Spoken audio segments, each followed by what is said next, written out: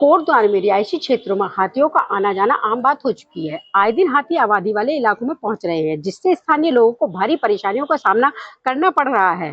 कई जगहों पर हाथियों द्वारा घरों और अन्य संपत्तियों में तोड़फोड़ की घटनाएं भी सामने आ रही हैं। इतना ही नहीं, एक महिला के घर पर तो लगभग रोज शाम 7 बजे हाथी धमक जाते हैं और परिवार भय के साए में जीने को मजबूर है। अंजू नेगी का कहना है कि उन्होंने कई बार वन विभाग से शिकायत की है, लेकिन अब तक कोई स्थायी समाधान नहीं निकला। उनका आरोप है कि वन विभाग मिर्ची के धुएं से हाथियों को भगाने के लिए कह रहा है। हालांकि अंजू नेगी और उनके परिवार वालों का कहना है कि मिर्ची के धुएं से हाथी चिड़चिड़ा और अधिक आक्रामक हो सकता है, जिससे तोड़फोड़ या किसी बड़ी घटना या का खतरा बढ़ जाता है। लोगों का कहना है कि केवल अस्थायी उपायों से समस्या का समाधान संभव नहीं है।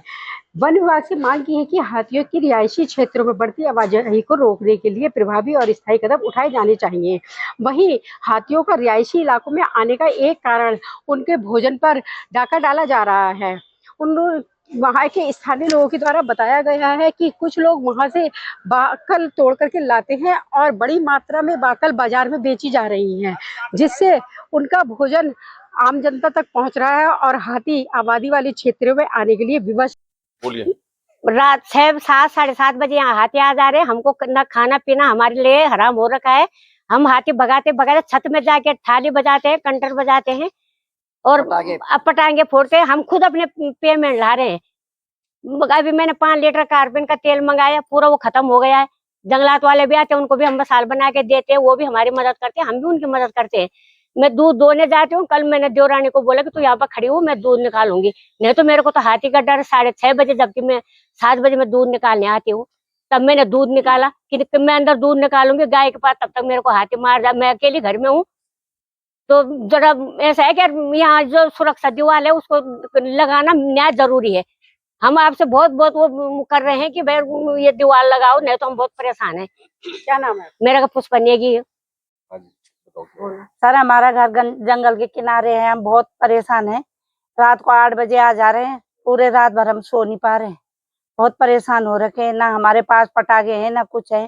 खुद ला रहे हैं, वो जल भी नहीं रहे, हाथी उससे भाग भी नहीं रहे। बहुत परेशान है। कुछ तो करो। इधर अगर कुछ नहीं करेंगे, कभी किसी को मार देंगे, कौन लेगा उसकी जिम्मेदारी? आते रहते हैं, वो भी भगाते रहते हैं। अब उनपे इतना ज्यादा कुछ ऐसे है नहीं कि बस वो अपनी गाड़ी लाते, बस गाड़ी घुमाते रहते हैं।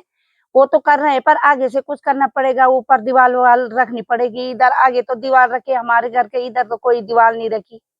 हम तो बहुत परेशान हो रखे हैं। अकेले हैं हम, हमारे साथ कोई जेंट्स नहीं है, कुछ नहीं है। हमको तो रात को पूरी रात भर नींद नहीं आती है। ऐसे वो होता है कि बस पता नहीं कब आ जाएंगे हाथी, कब हमको तो पता नहीं, दीवार तोड़ के गेट तोड़ के रात को कई बार बाहर आना पड़ता है, देखना पड़ता है कहीं दीवार पे तो नहीं आ रखे, गेट पे तो नहीं आ रखे। बहुत परेशान हो रखे हैं।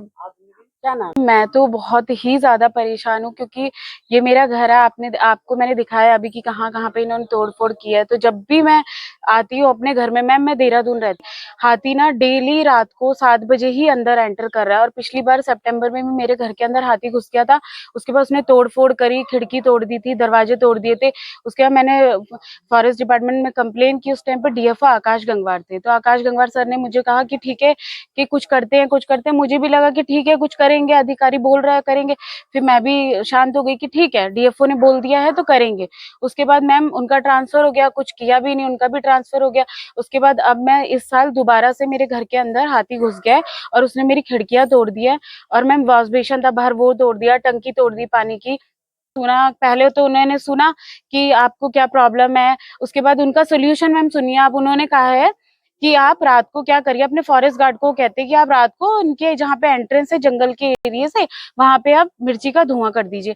मैम मुझे ये पूछना है कि मिर्ची का धुआं करने से, ठीक है मिर्ची का धुआं कर देगा, उस हाथी को प्रॉब्लम नहीं होगी? मैम अगर हाथी को प्रॉब्लम हो गई, उसको मिर्ची लग गई, धुएं से कुछ हो गया, वो इरिटेट हो गया, वो उसने भगदड़ मचा दी, उसने और आतंक मचा दिया, तो डीएफओ सर को ये नहीं पता कि मिर्ची के धुएं से, उन्हें लग रहा है मिर्ची के धुएं से सिर्फ हाथी भागता है, उन्हें ये नहीं पता कि वो और ज्यादा एग्रेसिव हो जाता है, चिड़चिड़ा हो जाता है। सर को कहा सर ने मुझसे पूछा, मैंने सर को कहा सर मुझे ना देहरादून जाना है, मैं जा नहीं पाती हूँ। तो सर ने मुझसे कहा कि आप देहरादून रहती है? मैंने कहा जी सर। मैंने कहा मेरे हस्बैंड की पोस्टिंग वहाँ है, जॉब वहाँ है, तो मुझे वहाँ जाना पड़ता है, तो मैं 2 हफ्ते वहाँ 2 हफ्ते यहाँ। तो सर ने एकदम से, सर का इमीडिएट रिएक्शन था कि अरे देहरादून रहती है, 2 हफ्ते साल में 2 बार आती है और यहाँ आके बकवास कर रहे हैं हाथी हाथी। उसके बाद मैम मैंने सर को मैंने ये अपनी शिकायत DM ma'am Swati Bhadauria ma'am को भी करी है, तो मैम ने इमीडिएट एक्शन लिया है। मैम ने, मैं उसको अप्रिशिएट करती हूँ, मैम ने इमीडिएट एक्शन लिया। मैम ने डीएफओ को तुरंत कॉल किया, उनसे पूछा है कि पिछली बार भी ऐसे ही हुआ था, इस बार भी हाथी आ रहे हैं, आपका विभाग कर क्या रहा है, आप देखते क्यों नहीं हो? तो वो यहाँ पे आए देखने, उनके कहने पे भी वो यहाँ आए, अकेले मेरे कहने पे नहीं। जब उनको ऊपर से प्रेशर आया मैम, उसके बाद ही वो यहाँ पे आए हैं। तो उसके बाद उनका कहना, मैंने उनसे यही कहा, मैंने कहा सर जब मैं बहुत ज्यादा परेशान हो गई हूँ, इसीलिए मैं डीएम मैम के पास तक गई हूँ। मैंने सुमन कोटनाला जी जो हमारे मंडी समिति के अध्यक्ष, उनको बोला है। जब उनके ऊपर इतना प्रेशर, एसडीएम सर को बोला, एसडीओ सर को, जब उनके ऊपर प्रेशर आया तब डीएफओ मेरे घर पे आया, मैम मेरे बुलाने पे नहीं आया। उसके बाद फिर वो कहते हैं कि डीएम को बोलने से क्या होता है। तो मैम मेरा ये है कि सर आपको, जब आप डीएम को ही कुछ नहीं समझ रहे हो तो हम आम आदमी को आप क्या समझोगे? आपकी नजर में तो फिर हम कुछ है ही नहीं।